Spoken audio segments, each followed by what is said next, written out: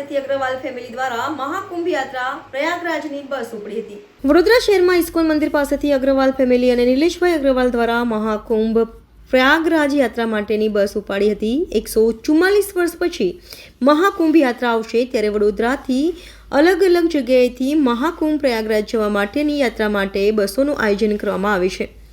ત્યારે આજે ઇસ્કોન મંદિર પાસેથી અગ્રવાલ ફેમિલી અને નિલેશભાઈ અગ્રવાલ દ્વારા મહાકુંભ યાત્રા માટે બસ ઉપાડી હતી, જેમાં ખાસ કરીને વોર્ડ નંબર 9ના પૂર્વ કાઉન્સિલર રાજેશભાઈ આયરે તથા નિલેશભાઈ અગ્રવાલ, જીતુ અગ્રવાલ તથા તેમની ટીમ દ્વારા મહાકુંભ યાત્રા આયોજન કરવામાં આવ્યું હતું, જેમાં 144 વર્ષ પછી અવસર મળ્યો છે મહાકુંભ યાત્રા કરાવી અને દરેક મનોકામના પૂર્ણ થાય તેવી પ્રભુની પ્રાર્થના છે।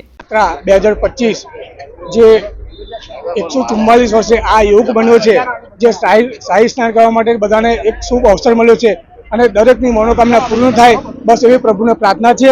અને ખેમ જેને પાછા આવીએ દરેકની ઈચ્છાઓ પૂર્ણ થાય, મનોકામના પૂર્ણ થાય બસ પ્રભુને એવી પ્રાર્થના છે। હર હર ગંગે હર હર મહાદેવ।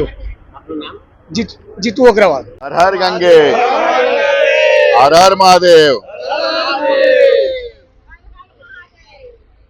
સમગ્ર દેશભરની અંદર મહાકુંભે જે રીતના એક ગંગા સ્નાન માટે તમે જોયા છે, દરેક ઘરેથી આજે સમગ્ર દેશભરમાં 70 થી 80 કરોડ લોકો કર્યા છે।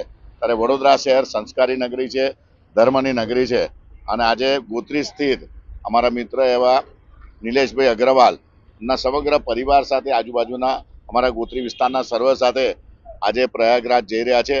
ભગવાનને પ્રાર્થના કરીએ કે બધાની જ મનોકામના પૂર્ણ કરે અને જે રીતના ગંગા સ્નાન કરીને દરેક આપણે જાણીએ છીએ કે પોતાના જેટલા પણ આપણા જે પાપ હોય એ બધા પાપ ગંગાની અંદર એ કરી અને ફરી એકવાર આપણે પુણ્યથી દરેક લોકોના કામોમાં દરેક લોકોની સાથે રહી અને આ જ રીતના આ જ સંસ્કારી નગરી છે, આ જ ધર્મની નગરી છે। ભગવાનને પ્રાર્થના કરીએ જેને જે પણ મનોકામના નક્કી કરી હશે સર્વની મનોકામના પૂરી થાય। કારણ કે અહીંથી ઉજ્જૈન થઈને એ લોકો જશે અને 21મી તારીખે પ્રયાગરાજમાં ગંગા સ્નાન કરશે। તો નિલેશભાઈ અને એમની સમગ્ર ટીમને ભગવાનને પ્રાર્થના કે બહુ સારી રીતના સુખરૂપ રૂપે જાય અને બધાને જ મનોકામના પૂર્ણ કરે।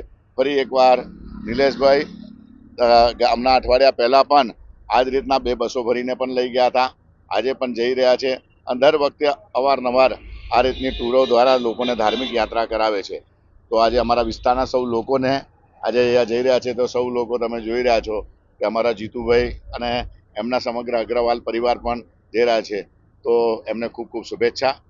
હર હર ગંગે।